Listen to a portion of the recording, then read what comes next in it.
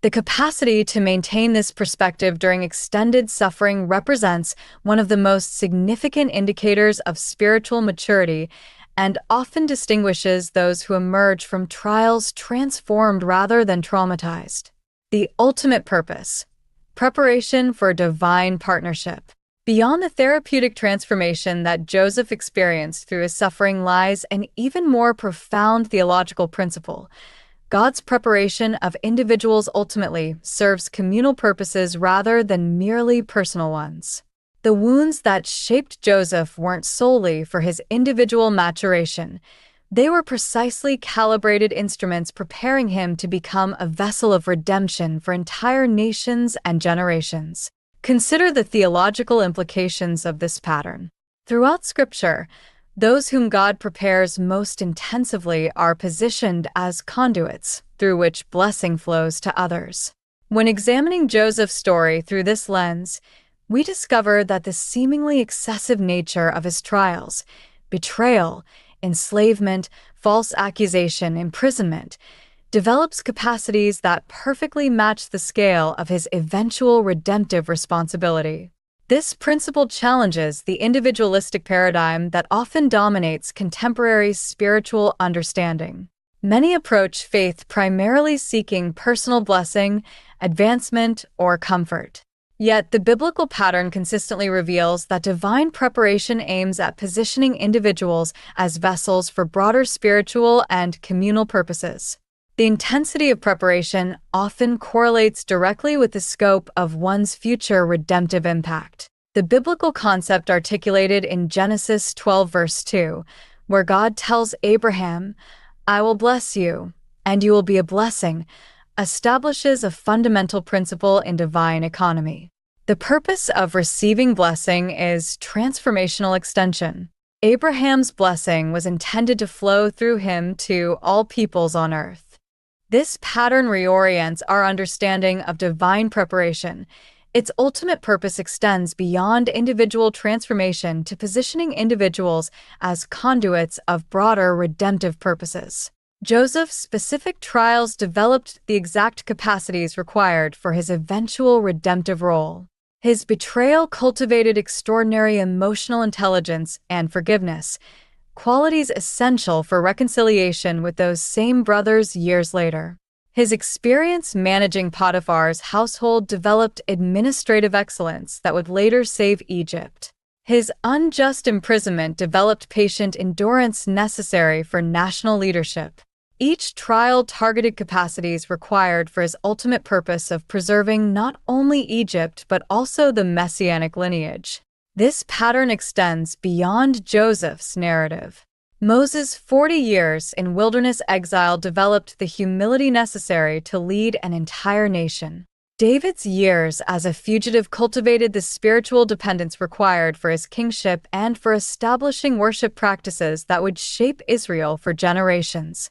The apostles' persecution developed the conviction necessary to establish communities that would transform the ancient world.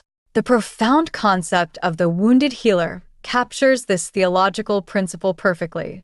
Like a bridge that spans troubled waters precisely because its foundations have been driven deep into the riverbed through pressure and force, those who have experienced significant suffering develop unique capacities to connect others to healing and hope.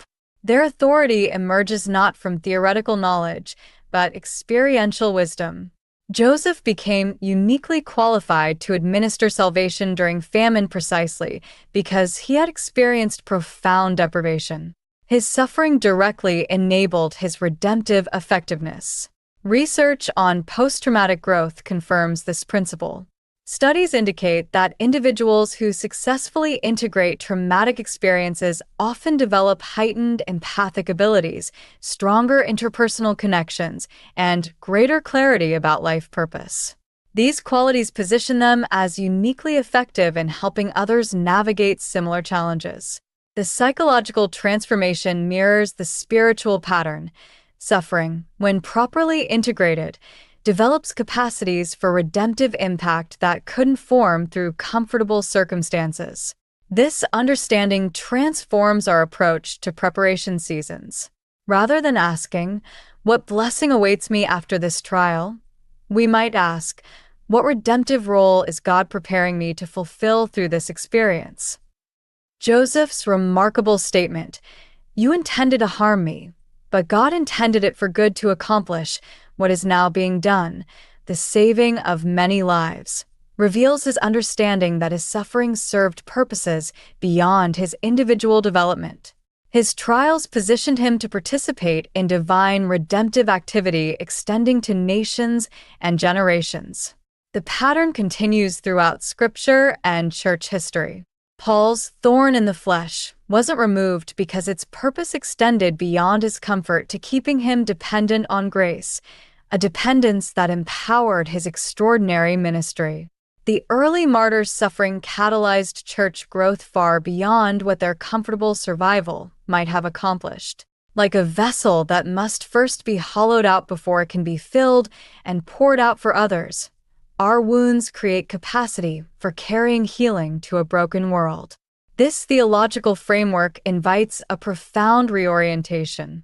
When we understand God's ultimate purpose in preparation as our transformation into conduits of blessing, we approach trials differently. Each challenge becomes specialized training for redemptive partnership. The question shifts from when will this trial end to what redemptive capacity is being developed through this experience that will ultimately serve others? Throughout our exploration of Joseph's journey, we've uncovered a profound spiritual truth. Transformative experiences often emerge from our deepest challenges. What appears as divine abandonment serves as divine preparation, a curriculum designed to transform. Faith provides a framework for reinterpreting adversity. Trials become preparation for receiving something greater, altering our relationship with suffering. Challenges and unexpected opportunities signal divine activity, cultivating our capacity for blessing and responsibility. Joseph's narrative shows God's purpose extends beyond individual comfort to communal transformation. Have you considered how your current trials might be preparing you for a greater purpose? When we embrace rather than merely endure our difficulties, we become vessels carrying God's purposes, transforming pain into profound potential.